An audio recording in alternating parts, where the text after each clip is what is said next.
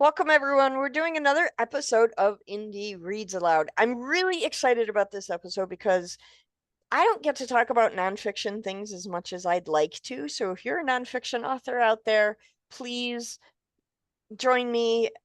I'd love to have you on the program, talk about your books, talk about your industry. Today, David Hirschman is here with us. And although we're going to have some nonfiction conversation, the book he wrote entitled The Tenacious Bloom is fiction.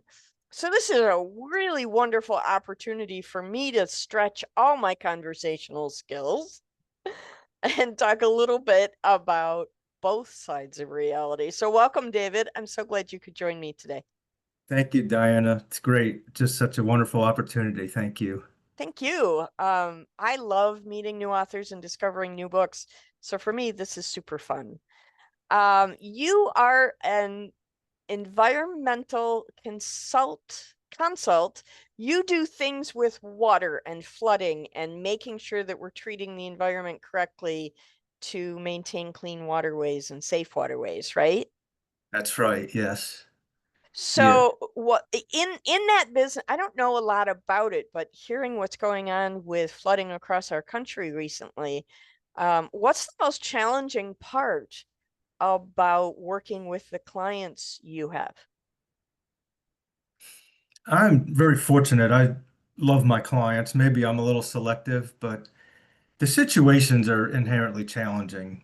Yeah. So whether you're dealing with water quality and the health of streams or flooding, we're we're kind of inheriting a world where a lot of things were built and a lot of things were done that we're starting from a place where it's challenging to fix it. We can't fix it overnight. There's no real easy, simple solution.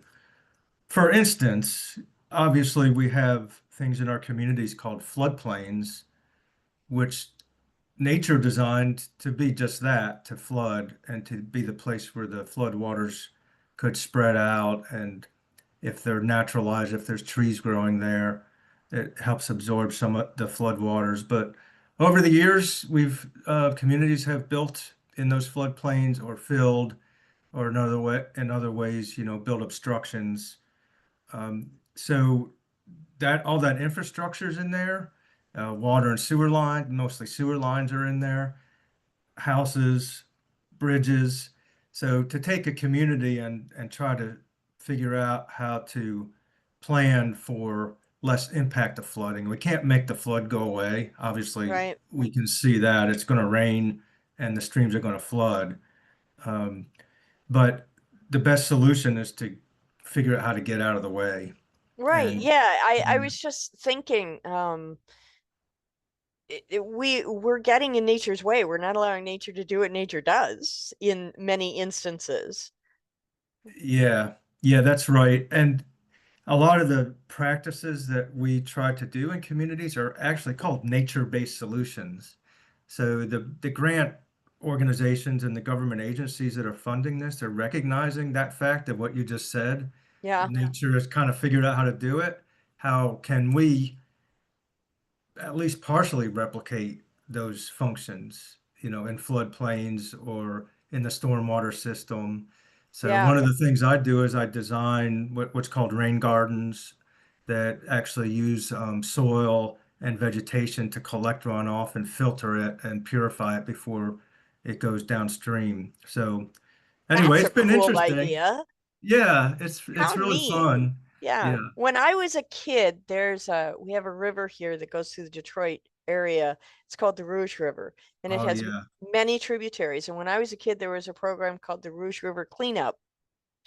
And throughout my childhood, my family went, and part of what we did was we worked with other people to pull natural debris and trash debris out of the river so that those waterways would run smoothly again. Not just for entertainment, taking a canoe down the river kind of an idea, although that's part of why we did it, but mostly so that it wouldn't flood and it wouldn't negatively impact those nature areas so the animals could thrive. And I thought it was a really cool program to be a support soldier for nature. Oh, that's so, yeah, that's great. And you said that Michigan, my son went to Western in Kalamazoo. Right. So I just marveled when we would go visit that Michigan is just full of water. Oh Water is yeah, everywhere. everywhere. And so much of it is really pure. That's I guess the slogan of the state, right? Pure Michigan. Exactly. So Yeah. it was It's really neat to live in a place where you're no more than 15 minutes away from a body of water. yeah. It's a Yeah, cool so thing. lucky. Yeah. Yeah. Yeah, I love it. So let's talk about your book. I'm really excited. When you signed up to do the podcast, there's a place on there that says, "What's your genre?" And you wrote environmental mystery. And I gotta tell you, that's a new one for A me. head scratcher, huh? It was super intriguing. So I went and looked it up on your website, and this is a really fun idea. Will you share a little bit about the overall synopsis of the book? Yeah. Thanks for that question. I love addressing this because, you know, every writer thinks they can get published by somebody, and but you always have to define the genre. And I struggled so much with this book because it was Hmm. environmental, it was a mystery. So I said, I started doing book events. So I said I had to figure out how to explain what that is. So I came up with four criteria, and Okay, here's what they are. The perfect. first one is obviously people in a mystery would expect a dead body, Hmm. but I don't have any dead bodies in here, but I have polluted water, degraded ecosystems and plant communities, and threats to the climate. So those are the crimes, so to speak. The second aspect is the clues. So, in this book, the clues to understand and to solve the cases are hydrology and botany and climate science and things like that. So, natural sciences. The third criteria is that the landscape itself is a character. So I, Oh, I like tried that. to, yeah, yeah, and that's not limited to this genre. You read so many Hmm. books where the authors do a great job of that, of bringing the landscape to life. So that would be, those would be some of the criteria I would say for what is an environmental mystery. I think it's fantastic. What a great idea. I have this wacky notion. I want to write one book in each of the 35 major genres. And now you've just added a new one to my Up to list. up to So 36. 36 now. But it sounds like such a wonderful creative journey to blend all of those elements and still make it entertaining fiction. Well, that was my goal because to be honest with you, I've been in the environmental business for over 40 years now. And a lot of that time, if I'm educating, I feel like I'm preaching to the choir, Mm, people that are interested or maybe already know the information. So I got to thinking, maybe, fiction is another vehicle. If they're learning while they're being entertained, and I try not to be too pedantic or I got feedback from a lot of people that said, wow, it was so fun to learn about these environmental things like the geology of glaciers right. and Yeah. and do it Well, in a fiction context. the entire children's workshop is built on this premise that if we entertain, we also teach, and vice versa. So I think it's a great idea. I love it. And I'm really excited to hear a little bit about the book. So before we go in and have you read, can you just give me an overall synopsis of the storyline? Sure. The book is actually divided into four cases.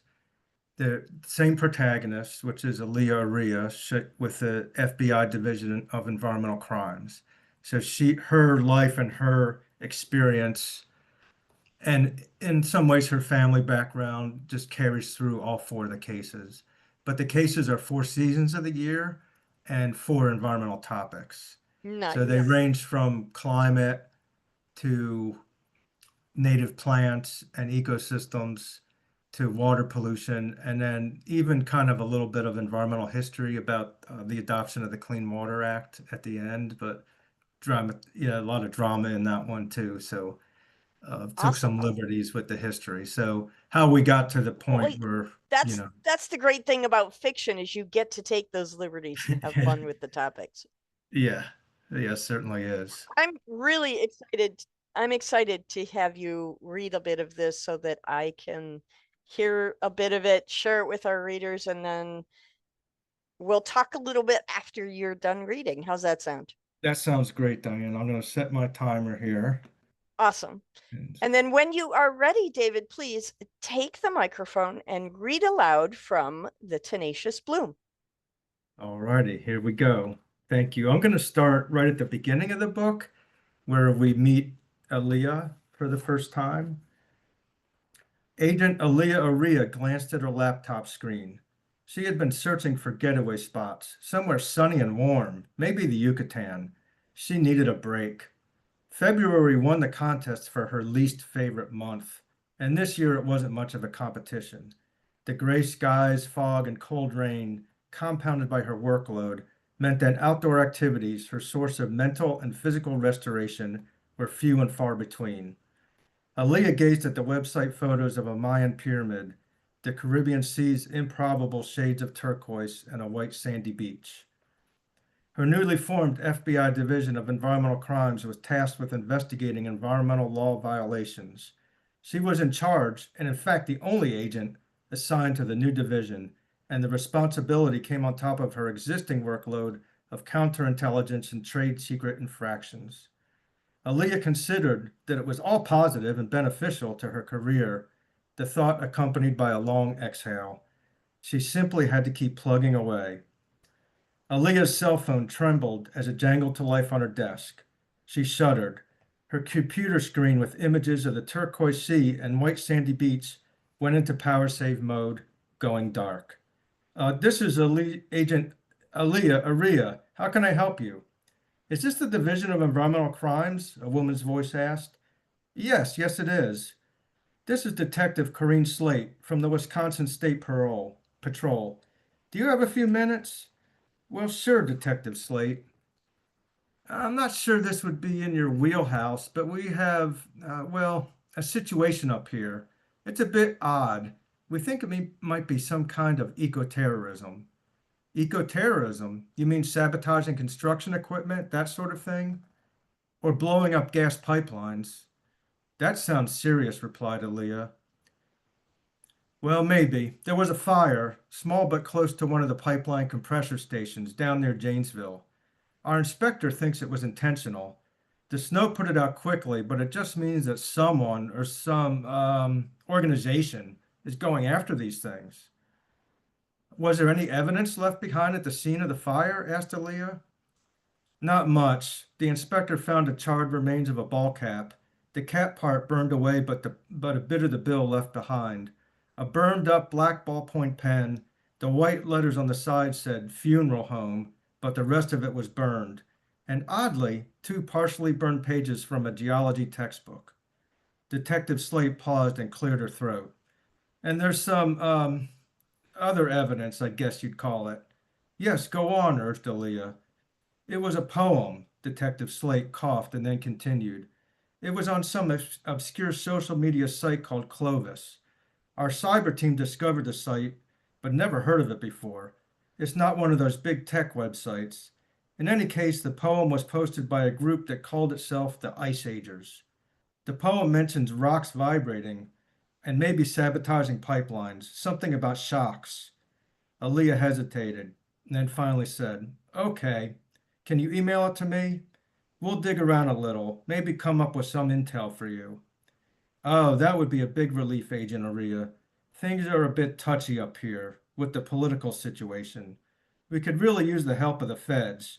The chatter is there might be some disruptions at the state capitol building in Madison sometime in the next week or so. Okay, Aaliyah responded. We'll be back in touch in a few days. No sooner had Aaliyah closed the call than the cell phone buzzed back to life. It was her mother, Asha. Dear, I got this letter from the water company. They say my water bill will be cut off if I don't pay my bill. Ma, have you been paying your bills? They usually only send that type of letter after a few months. Oh, well, I'm almost certain I have. Let me see.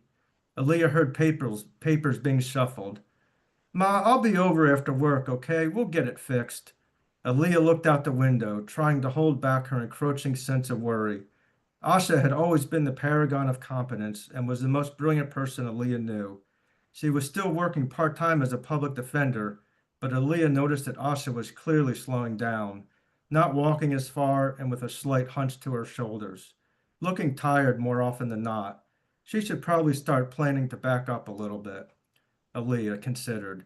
The memory lapses were particularly troubling. With force of will, Aliyah set her concern aside for the moment and tapped the enter key to wake up her computer. She opened a map of Wisconsin and shivered as she did so. So that's kind of the setup for that. Check the time here. This is a little bit later on in that story. Aaliyah teams up with a rabbi that used to be a geology professor, and they're in a natural area. They're searching for the ice agers. They travel up to this nature area, and they're traveling together, not sure what they're going to find. The cold front arrived as advertised. The skies darkened to a steely hue, and it snowed a foot, followed by a blast of frigid air. Aliyah and the rabbi shouldered the day packs and slogged along a trail through an open meadow. The trail had been matted down by previous hikers and snowshoers and was easy to follow. Off to the right, they saw a steep ridge, the face of which was covered with exposed areas of loose pebbles, rocks, and boulders. Aliyah looked out over the meadow toward the ridge. The midwinter landscape consisted of white snow, tenacious brown grasses in dormancy protruding through the snowpack, the dark trunks of scattered trees, and streaky gray clouds animated by a north wind. She wondered what this same spot would look like in summer, brightened with yellow, blue, and white flowering plants, green meadows, and the musical drone of insects. At that moment, a stiff wind blew a wispy splash of snow from a nearby shrub into Aliyah's face, reminding her that winter was firmly in control. Crap, she cried out, wiping the snow away with her mittened hand. She set her face into a grimace, adjusted her hat, and continued on. After a couple of miles, the trail entered a more forested area with a canopy of red oaks and an understory of red maples. They came to a spot where Aliyah saw some large, rounded boulders lying in a random pattern on the forest floor. The largest of the boulders was the size of a small car, with others approximating a beanbag chair or bowling ball. What are these rocks doing here? They look kind of out of place. They're called erratics, the rabbi explained. The ice sheet dragged them all the way here from somewhere in Canada and then dropped them as it retreated back north. He paused and looked at the strange boulders. So you are correct, they are out of place, but now very much a part of our landscape. I always had a funny image in my mind of these erratics, like the clothes a teenager drops all over the bedroom floor as she leaves the room. I think that's more like a tornado, Rabbi, Aliyah replied, thinking of her own teenage years.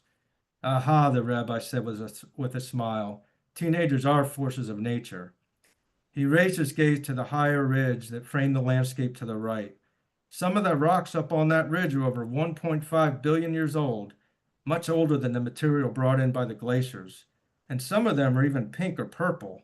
That's the quartzite. Those are called the Baraboo Hills. Baraboo Hills, Aliyah repeated, musing that it was a fun name to say. So they continue on with that, trying to find the ice agers. I'm going to switch now to the third story in here, which takes place in a small community in Georgia outside of Atlanta. And this one is more about water. Aliyah is not quite in the scene yet, but this is a small town that wants to build a new baseball stadium as an economic development project for the community.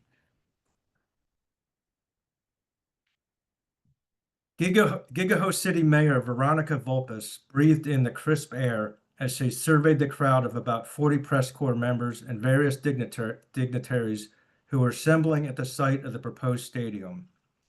It was a fair September day, and the press conference was about to begin. The mayor stood behind a lectern with the city logo on the front and grasped both sides of the lectern firmly, as if steering a large ship through uncharted waters. And that is exactly what she considered herself to be doing. She looked down at the list she had made to pull off the event without a hitch. The mayor cast a stern eye at the expanse of asphalt beyond the crowd. The asphalt was cracked and buckling, with spindly weeds protruding from the cracks. The Meadow River, about 100 feet to her rear, was the next target of the mayor's scorn. The banks of the river were lined with concrete slabs and large gray and angular boulders. Here and there, spears of rusted rebar knifed out of the concrete at odd angles, the legacy of some long abandoned industrial enterprise. She turned back and panned her gaze across the assembled crowd of broken asphalt beyond. This will all be magnificent, the mayor thought. She grabbed the ship's wheel of the lectern and felt a familiar rising surge of excitement, accompanied by the equally familiar self-doubt. Command, she told herself in these circumstances. Command the situation. The mayor straightened her spine, projected a welcoming smile, and took a deep breath. Greetings, welcome friends and friends of Gigaho City. Look all around you. She swept her arm dramatically across the site, encompassing the river, the broken asphalt, the green hills in the background. We are utterly and completely going to transform this, make it beautiful, make it productive, and make it a source of tremendous pride for Gigaho City. The mayor continued to extol the virtues of the planned sports stadium. The minor league Gigaho Nats would finally have a decent home, and the stadium would certainly be a spark to revitalize the area along Meadow River, currently occupied by abandoned warehouses, contractor storage yards, and weedy plains of asphalt. After a few more preliminary comments about the plans for a new baseball stadium, the mayor continued. Now we have a very special guest who will talk about what this new stadium will mean for him. Ladies and gentlemen, please give a warm welcome to the Nats all-star third baseman, Sammy Scrofa. Sammy approached the lectern wearing his Nats uniform, consisting of an orange top with an angry Nat mascot, white pinstripe pants, high orange socks, baseball cleats, and a Nats baseball cap cocked back on his head. He took off the cap and waved it in theatrical circles above his head, stirring up the crowd. The morning sun illuminated his close-cropped blond hair, blue eyes, and chiseled features. He picked up a baseball bat that had been propped against the lectern and slung it casually over his left shoulder. The crowd shouted, some waving their arms in the air. They adored their local hero. This place looks like a bomb went off, but just you wait, just you wait. His voice rose to a crescendo. Soon it will be a beautiful state. Something had changed. The smell started as a mere waft. Mayor Vulpes, standing beside Sam at the lectern, had been the first to detect it. What the? You gotta be kidding me, she grunted, swiveling her head towards the river. Then the stench broke like a wave across the assembled crowd. Everyone held their noses, squinched their faces, and instinctively turned away from the river. The strong sewage smell rolled through the crowd, propelled forward from the water like an oncoming, fetid locomotive. Smells like a bathroom, someone shouted. People scurried in various directions, looking to the parked cars as a means of escape. As they dispersed to their vehicles, Sammy surveyed the scene with disgust. He savored being in the lamplight and stoking excitement in the crowd, and his moment had been ruined. He slammed the broken asphalt once with his bat and walked away. Mayor Vulpes looked over the chaotic scene. The timing couldn't have been worse. The stadium project needed as much support as possible, given the community opposition that was just now stirring in certain pockets. She strode quickly to her Chevy Malibu to drive back to City Hall. Pulling on the river road, she instructed her cell phone to call the Public Works Director. Hello, Mayor, the Public Works Director, Upton Ursus, nearly shouted. How can I be of service today? We have a problem, a horrible problem, the mayor snarled.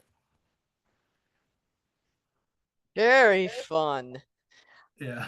Thank you for reading three separate pieces because now you have intrigued me and I have to go buy the book. So, um, so I've two questions for you. The first is, and I ask this of a lot of authors, are you a pantser or a plotter? Did you sit down and map out your plot and exactly what you were going to do, or did the idea come to you one day and then you just started writing? Well, I think um, I'd say short pants and some plot.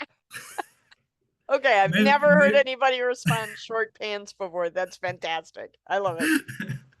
I tried to map it out, and of course at the beginning, and you get into it, and it takes you in different directions. Characters do surprising things. It's like I didn't know that character was going to do that, and Mm, you're writing it. So, but I did try to update. Like if I had an outline, I would go back and update it as new things came to me or new plot elements so or you things that reverse outlined.